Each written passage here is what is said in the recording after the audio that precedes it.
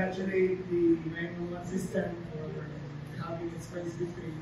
And I'd also like to encourage the public, please use the unified 911. Sa mga tao-tawi at ulo, pwede mo kayo tumawag, isang numero na ma-audit yung mga first responders.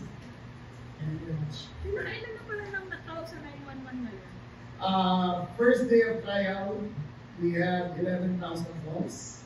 On second day of operations, 58,000. So the second yung today wala pa kami. And then today, pero 58,000 yung account. May prank callers. 30% prank callers. 30%. So mag-iisip kami na basta mag-may warning rin to the public. Basta mag-prank call kayo sa 911, naka-flag na yung number niya. So kung tumawag kayo ng emergency, hindi na kayo mapansin yan.